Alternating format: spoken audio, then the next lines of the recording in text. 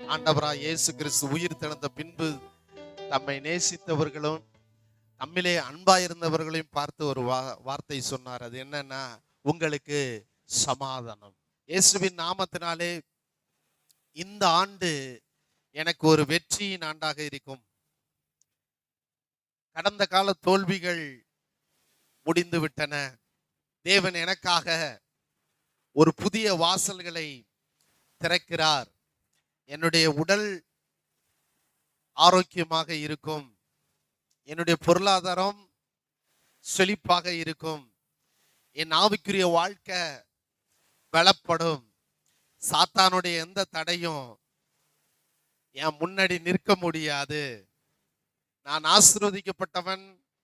இந்த புதிய ஆண்டிற்குள் தேவன் என்னை அழைத்து வந்திருக்கிறார். அழைத்தவர் உண்மையுள்ளவர். இந்த தேவன் என்றென்றும் உள்ள சதா காலங்களிலும் நம்முடைய தேவன், நம்மை நடத்தக்கூடிய தேவன். இயேசுவின் நாமத்தில் பிதாவே, ஆமென். இந்த புத்தாண்டு நீங்கள் நினைப்பதற்கும் நீங்கள் வேண்டுவதற்கும் மேலாக ஆசீர்வதிக்கப்பட்ட ஆண்டாக அமைந்து விடும். என் அன்பு தேவனுடைய பிள்ளைகளே, இந்த புதிய ஆண்டு உங்களுக்கு புதிதாக மாற வேண்டுமானால் முதலில் உங்களுடைய சிந்தனைகள் புதிதாக மாற வேண்டும். தேவனுடைய வார்த்தை தான் உங்க சிந்தனையை புதுப்பிக்க முடியும். பாருங்க, தேவனுடைய வார்த்தை தான் உங்க சிந்தனையை புதிதாக்க முடியும். பாருங்க, போன வருஷம் ஒரு காலண்டர் வச்சிருந்தேன், இந்த வருஷம் காலண்டர். ஆனா வாழ்க்கை அப்படியே தான் இருக்கு. காலண்டர் தான் மாறுது. அப்படி இல்லை, இந்த வருஷம் காலண்டர் மாறக்கூடாது, என் வாழ்க்கை மாற வேண்டும். இந்த ஆண்டு என் வாழ்க்கையை தேவன் மாற்ற விரும்புகிறார். விழித்திருங்கள், விசுவாசத்தில் நிலைத்திருங்கள்.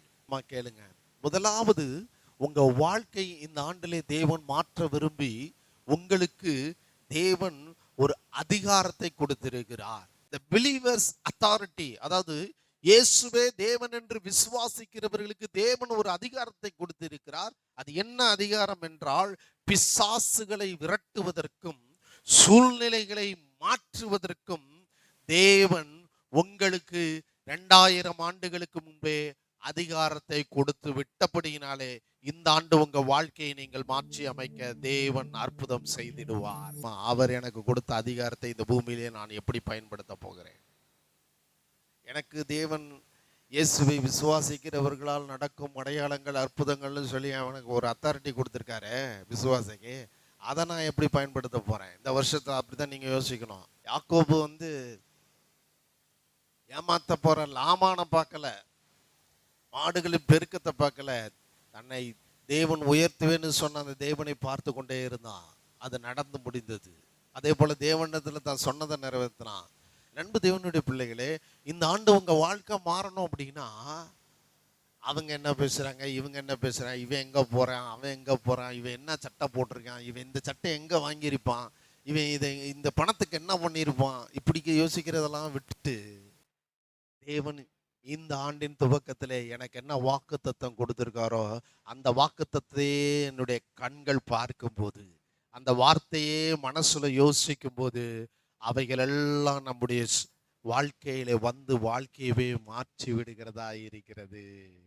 அதிகாரத்தை கொடுத்திருக்கிறார். அந்த அதிகாரம் எதன் அடிப்படையில் உங்களுக்கு வந்திருக்கிறது என்றால், இயேசு கிறிஸ்து சிலுவையிலே சாத்தானை வென்று பாதாளத்தின் திறவுகோள்களை பெற்றுக்கொண்டார் என்று வெளிப்படுத்தின விசேஷம் 1:16 சொல்லப்பட்டிருக்கு. இதோ மரித்தேன், சதா காலங்களிலும் உயிரோடு இருக்கிறேன், மரணத்துக்கும் பாதாளத்துக்கும் உரிய திறவுகோள்களை உடையவராயிருக்கிறேன்.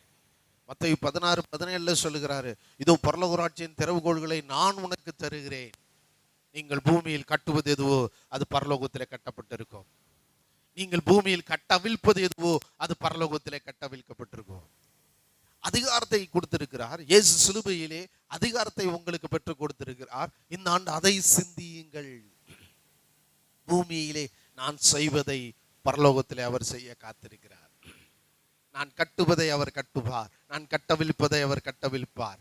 சிந்திக்க ஆரம்பிப்பீர்கள் என்றால் இந்த வருடம் உங்களுக்கு காலண்டர் மாறாது, வாழ்க்கை மாறிவிடும். தேவ பிள்ளைகளே, தேவன் நம்முடைய குமாரனை சிலுவையிலே பலியாக கொடுத்து அவரை உயிரோடு எழுப்பி அவர் சகல விதமான அதிகாரத்தையும் எடுத்து மனிதர்கள் கைகளில் இன்றைக்கு உங்க கைகளில் கொடுத்து சென்றிருக்கிறார். எனக்கு இறங்கும் ஆண்டவரே, இறங்கும் ஆண்டவரே என்று கூப்பிடுவதற்காக உங்களை தேவன் தேர்ந்தெடுக்கவில்லை.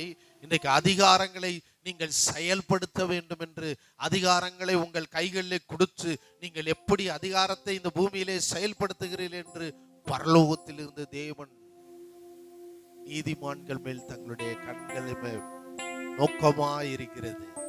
அவன் எப்படி பேச போறான், எப்படி செய்ய போறான், எப்படி பார்க்க போறான் அப்படின்னு சொல்லி தேவன் ஒரு இன்ட்ரெஸ்டா அவங்கள பார்த்துட்டு இருக்கிறாரு. தேவன் சொல்லுகிறார், நீ பூமியிலே கட்டுவது எதுவோ சொல்லுங்க, பரலோகத்திலே கட்டப்பட்டிருக்கு. சத்தமா சொல்லுங்க, நான் இந்த பூமியிலே கட்டுவது எதுவோ அது பரலோகத்திலே கட்டப்பட்டிருக்கு. நான் பூமியிலே கட்டி அவிழ்ப்பது எதுவோ அது பரலோகத்திலே கட்டவிழ்க்கப்பட்டிருக்கும். அதிகாரம் என்பது என்ன தெரியுமா? கட்டளை இடுவது. இன்னைக்கு நீங்க பிசாசு கிட்ட இயேசுவின் நாமத்திலே விலகி போய் என்று நீங்க கட்டளையிட வேண்டும். தரித்திரத்தை பார்த்து இயேசுவின் நாமத்திலே விலகி போய் என்று கட்டளையிட வேண்டும். வியாதியை பார்த்து இயேசுவின் நாமத்திலே விலகி போய் என்று கட்டளையிட வேண்டும். தேவன் பிசாசை விரட்ட மாட்டாரு. தேவன் உங்க தரித்திரத்தை விரட்ட மாட்டாரு.